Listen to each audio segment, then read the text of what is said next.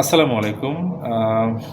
আমরা অনেকেই আছি যারা নতুন একাডেমিক পড়াশোনা শেষ করার পরে চাকরির প্রস্তুতি নিতে যাই। আবার অনেকের বাসা দেখা গিয়েছে অনেক দুর্গম অঞ্চলে, প্রত্যন্ত অঞ্চলে। তো অনেকেরই এই ধরনের প্রশ্নগুলো থাকে যে, আমার বাসা তো এরকম প্রত্যন্ত অঞ্চলে, তো সেক্ষেত্রে আমি কিভাবে চাকরির প্রস্তুতি নিতে পারি? আবার অনেকের দেখা গিয়েছে যে আর্থিক সচ্ছলতাও থাকে না। যদি আপনি আর্থিকভাবে সচ্ছল হন তাহলে আমি বলব আপনি চেষ্টা করবেন যে শহর কেন্দ্রিক হয়ে যেকোনো একটা কোচিংয়ে ভর্তি হয়ে যাওয়ার।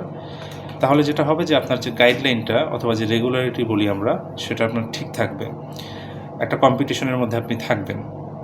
আর যাদের একদমই সম্ভব না, অর্থাৎ আর্থিক সচ্ছলতা নেই, আবার অন্যদিকে হচ্ছে প্রত্যন্ত অঞ্চলে আবার অনেকে আছে বিশেষ করে ইনসিকিউরিটিতে ভোগেন। তো সেক্ষেত্রে কীভাবে প্রস্তুতি নেবেন? সেক্ষেত্রে অবশ্যই আপনাকে যেটা করতে হবে, প্রথমত আপনাকে যে চাকরির জন্য যে পড়াশোনা, কোন বই লাগে সেই জিনিসটা তো আপনাকে অবশ্যই জানতে হবে, সেগুলো আপনাকে সংগ্রহ করতে হবে। এরপরে যেটা করতে হবে যে এখন কিন্তু যেহেতু ডিজিটাল যুগ, সেক্ষেত্রে আপনি কিন্তু আপনার মোবাইলেই কিন্তু যেকোনো আপনি অ্যাপস পেয়ে যাচ্ছেন। বিভিন্ন চাকরির প্রস্তুতি রিলেটেড আপনি অ্যাপস পেয়ে যাচ্ছেন। সেক্ষেত্রে লাইভ এমসিকিউ আছে। এছাড়াও আপনার বিভিন্ন চাকরির প্রস্তুতি আপনি প্লে স্টোরে গেলেই সার্চ দিলে পাবেন। তো এই ধরনের একটা অ্যাপস নেওয়ার পরে আপনি সেখানে যেকোনো একটি প্যাকেজ, মান্থলি হোক, সেটা ১ মাসের হোক, ৩ মাসের হোক, ৪ মাসের হোক, এই ধরনের খুব স্বল্প রেটে আরকি প্যাকেজগুলো পাওয়া যায়।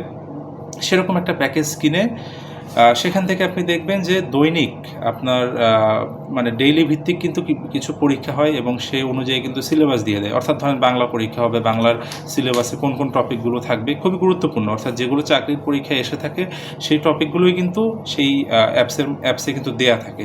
তাহলে আপনার একটা আইডিয়া হয়ে গেল যে আপনি কোন সিলেবাসের কোন জায়গাগুলো থেকে আপনি পড়বেন, গণিতের কোন জায়গাগুলো থেকে আপনাকে পড়তে হবে। এভাবে করে প্রতিটা যে টপিক আছে আপনি টপিক ভিত্তিকভাবে আপনি সেখানে পরীক্ষা দিতে পারবেন।